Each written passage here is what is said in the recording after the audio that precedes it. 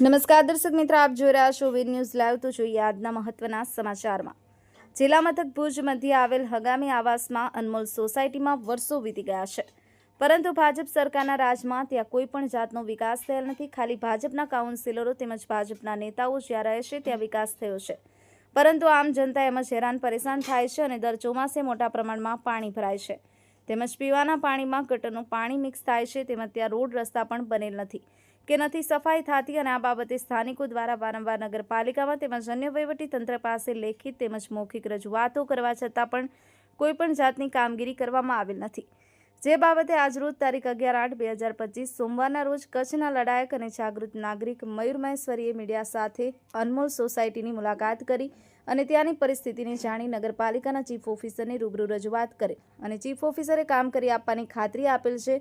જો દિવસ 7માં ત્યાંથી પરિસ્થિતિ નહીં સુધરે તો નગરપાલિકાની તાળાબંધી કરવામાં આવશે તેવી મયુર મહેશ્વરી દ્વારા ચીમકી આપવામાં આવેલ છે। બ્યુરો રિપોર્ટ વીર ન્યૂઝ લાઈવ રમેશ સત્યની સાથે। મારું નામ ખીમજી દેવજી છે।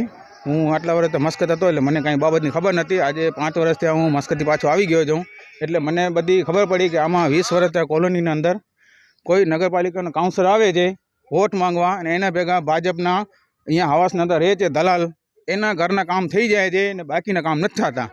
ને મેં રાજુ બિલ કરે છે એ 2 વર્ષ પહેલાં અહીંયા કને કલ્પનાબેન કરે છે રહે છે એને માપ લેરાવી દીધું હતું 2 વર્ષ પહેલાં, છતાં હજી સુધી કામ કરવા કોઈ તૈયાર નથી।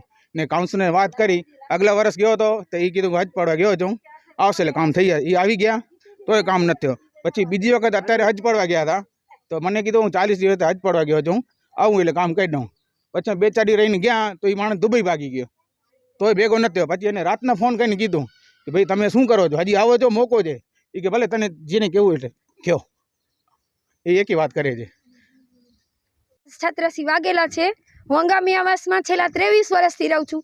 અમે અહીંયા નગરપાલિકાવાળા જ્યારે ચૂંટણી હોય છે ત્યારે નગરપાલિકાવાળા મત લેવા આવે છે, આ કરાવી દેશું તે કરાવી દેશું બોલે છે, એના પછી કોઈ કામ અમારે પૂછા કરતું નથી। નથી કોઈ અહીંયા કને પાણીની કોઈ વ્યવસ્થા નથી, કોઈ લાઇટની વ્યવસ્થા નથી, બાવરિયા કપાતા। આ તમે અમારા ઘરની પાછળ જો અમે અમારા પૈસા દઈને 200-500 રૂપિયા દઈને અમને કામ કરાવવા પડે, હાથે કરીને અમે બાવરિયા કપાવે તો અમે પૈસા દઈ દઈએ અમારા બાવરિયા કપાય, સફાઈ અમારા હાથે કરાવવી પડે છે બીજાને દઈ, તો નગરપાલિકા કામની શું? પાણીના રોલા હોય 4 દિવસે આવે, કંઈક 6 દિવસે આવે, કંઈક બપોરના વાર ખોલે, કંઈક સાંજના વાત કરે, અને પાણી કેવું ગંદારું આવે છે, ગટરના પાણી આવે છે। તમે પાણી જોવો તો વાસ આવે, ન માણસ પી શકે ન ઢોર પી શકે। તો ઢોરને પીવડાવવા માટે પાણી મોકલે છે નગરપાલિકા? શું કામની છે નગરપાલિકા? નથી કોઈ કામ કરતું ને નથી કોઈ ઉપતું આવીને કંઈ પણ કંઈ તો કને કહેશે હા આવે છે એવું કરે છે।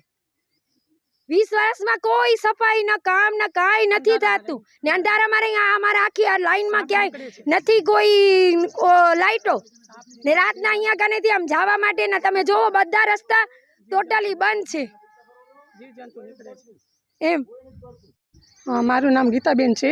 અમે આજે અહીંયા 22-23 વર્ષ થઈ ગયા રહીએ છીએ, પણ કોઈથી લાઇટવાળા નથી આવ્યા, નથી કચરા કાઢવાવાળા આવે છે, પાણી બહુ ગંદુ આવે છે, ગોડા સુધી પાણી ભરાય છે। અમને કાંઈ બકાલો લેવું હોય કે કાંઈ પણ ઘરની વસ્તુ લેવી હોય, છોકરા ભલે રોતા હોય તોય પણ અમે ભાગ લેવા ન નીકળી શકીએ, આવડું પાણી અહીંયા ભરાય છે। મહેરબાની કરીને વિનંતી કર્યું છું કે તમે અહીંયા સુવિધા કરાવો।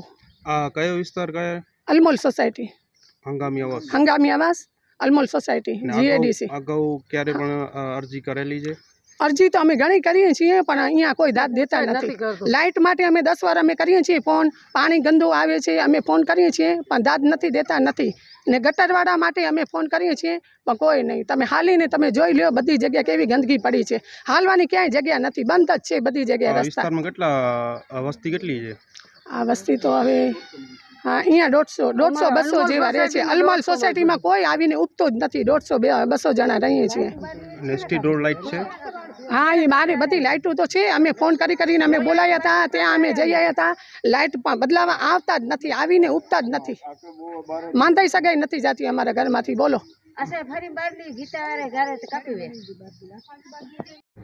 આપનું પરિચય? મારું નામ મયુરભાઈ મહેશ્વરી, અધ્યક્ષ કચ્છ જિલ્લા આંતરરાષ્ટ્રીય ભીમસેના। આજે ભુજ કચ્છ મધ્યે GIDC વિસ્તાર હંગામી આવાસ યોજના એમાં અનમોલ સોસાયટી આવેલી છે।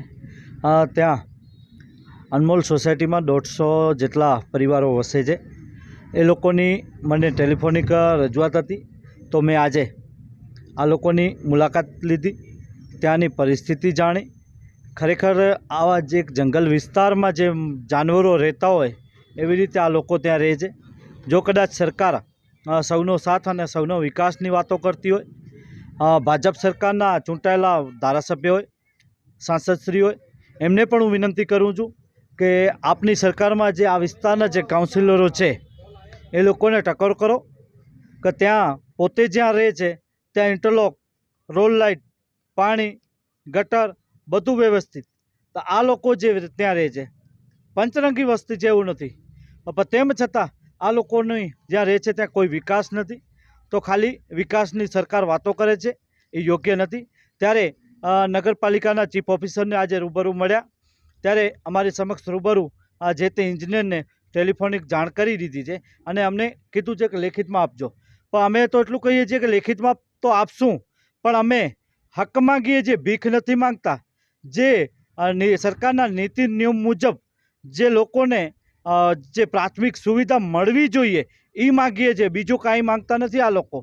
તો લેખિતમાં તો આપશું, પણ આપને પણ સાહેબશ્રી એક વિનંતી છે કે આપ પણ આ વિસ્તારની મુલાકાત કરો.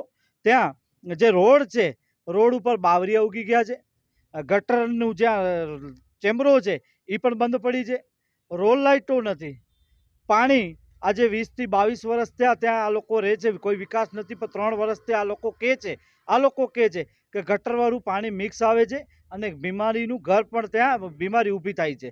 તો આરોગ્ય વિભાગને પણ હું વિનંતી કરું છું કે આપની પણ જવાબદારી આવે. બીજું, નગરપાલિકા દ્વારા ત્યાં સફાઈ નથી થતી. નગરપાલિકાના જે સફાઈ કર્મચારીઓ છે એ એવું કહે છે કે તમારે ત્યાં રોડ રસ્તા નથી, ઇન્ટરલોક નથી, એટલે અમે સફાઈ ક્યાં કરીએ? કેમ સફાઈ ન થાય? આજે ગામડા અંતરિયાળ વિસ્તાર હોય છે ત્યાં પણ સફાઈ થતી હોય છે. તો આ તો અનમોલ સોસાયટી અને ખાલી નામ જ અનમોલ છે, બાકી ત્યાં જાઓ કે પરિસ્થિતિ શું છે. તો હું કચ્છના કલેક્ટર સાહેબને પણ વિનંતી કરું છું અને ચીફ ઓફિસર સાહેબને પણ વિનંતી કરું છું આપના માધ્યમથી, જો દિવસ 7માં આ વિસ્તારની આ સોસાયટીની પરિસ્થિતિ નહીં સુધરે તો નગરપાલિકાને તાળાબંધી કરવાની પણ ફરજ પડશે. તો અમે તાળાબંધી પણ કરશું, કારણ કે આ લોકો ત્યાં રહે છે અને જો આ લોકોની ક્યાંક પણ ભૂલ હોય તો તંત્ર જણાવે ને. ખાલી ભાજપ સરકારના જે 2 કાઉન્સિલરો છે ખાલી વોટ લેવા જ જાય છે, બાકી કોઈ લોકો દેખાતા નથી, ફરકતા નથી. એમના આંગણા ચોખા ચણક હોય છે. તો આ લોકો શું ગુનો કર્યો છે? તો મારી આપના માધ્યમથી હજી પણ કહું છું, જો દિવસ 7માં આ વિસ્તારની પરિસ્થિતિ નહીં સુધરે તો નગરપાલિકાનો ઘેરાવ કરી અને જરૂર પડશે તો તાળાબંધી કરશું. આ હું ખુલ્લી ચેતવણી, ખુલ્લી ચીમકી આપું છું. પદરૂ એ કયો વિસ્તાર જવા ये अनमोल सोसाइटी है, मोए मकान नंबर A5 है. અને એડા કોરો સમસ્યા કરો समस्या तो भाई ते दुनिया भर जी है. असा काउंसिलर चूंटाई ने वे असी चूंटणी राणे अचा था पोइ एडा नेरेला पण ना है ने के रही असा ओळखो नता. એડા જે કાઉન્સિલર કે રહી અહીંયા ખબર નહીં, असा नता ओळखो, आया ज नहीं तो की ओळखो बा. તાણે કરો આજી માંગ કરો. असा जी मांग ये है कि असा के रस्तो खोलो कर दो, इंटरलॉक पाथरी दो अने जाड़ी झांखरा दूर कर दो ने पानी पण गटर जो अचे तो ने पानी ने रोड लाइट है तो असा जे में छेड़ा ज नहीं. मेन जे चेता ने छेड़ो ना એટલે અંધારે में रहता. समझे? પહેલા કી અરજી બરજી કે આવેદન દિનેલો હોય? असी घणी अर्जी कर लाई हुई, पैसा पास थिया था ग्रांटू छतांय असा कम नतो थी. વેરો ભરા જે તો છતાં પણ કી हाँ तोय नतो थिए. વેરો કેટલો ભર્યો હતો? वेरो ताणी मेरे भरियूं था, ई ज भरियूं था जे आई.